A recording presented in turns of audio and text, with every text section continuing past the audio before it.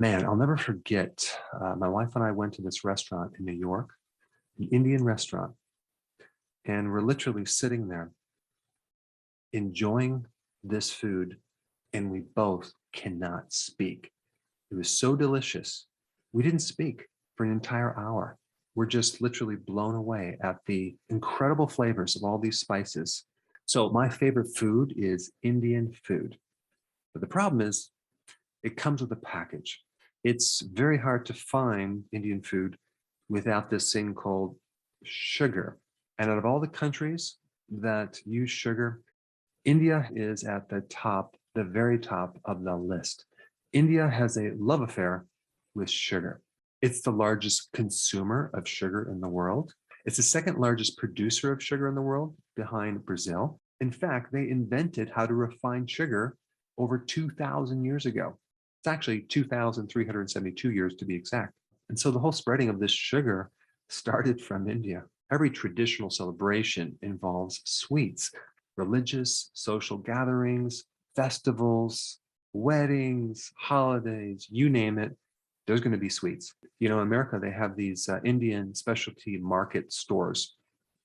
You cannot find a product without some type of sugar. There's also two types of traditional sugars that India uses. One is called kanseri, which is kind of a partially refined sugar with some unrefined sugar together. Basically, you're adding some molasses to it. So they're going to add some vitamins. And then they have jaggery, which is another form of sugar, which you're combining either sugar cane, sometimes with date sugar or palm sugar.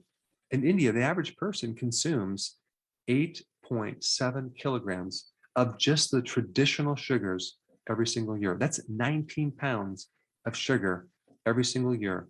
And we're only talking about these two traditional types of sugar. It's incredible. So unfortunately, this addiction, tradition is so embedded in society that it's going to be really hard to change. In 2005, 25% of the population was overweight and obese. And then in 2013, that rose to roughly 64% of the entire population is overweight or obese. There's over 65 million people who have type 2 diabetes in India. That is number 2 in the world behind China.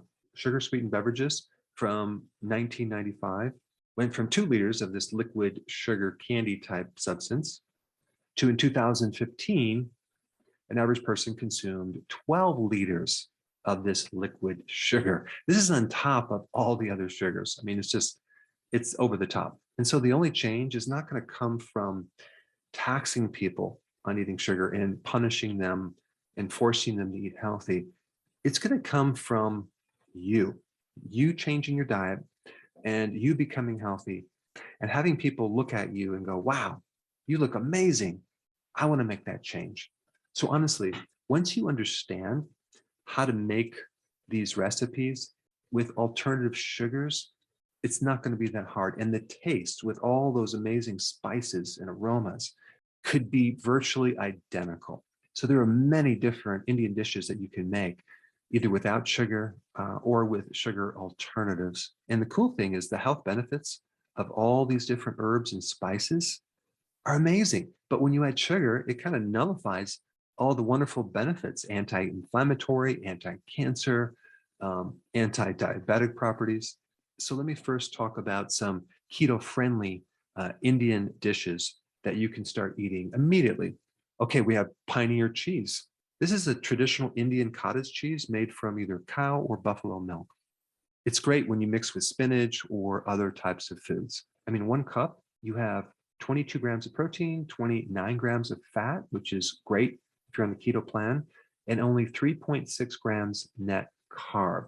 Then we have another dish called avial. Avial is a South Indian keto-friendly dish. It's basically vegetable stew that is cooked with seasonal vegetables like green beans, drumsticks, red pumpkin, eggplant, and coconut milk. And of course, they add the curry leaves to just make it awesome. So one serving is really only 1.7 grams of net carbs. That's incredible. Then we have a masala omelet. You're cooking with butter, olive oil, cheese. You could probably put some bacon in there if you wanted. But this is basically eggs, onions, tomatoes with chili pepper, turmeric, coriander, and green chili.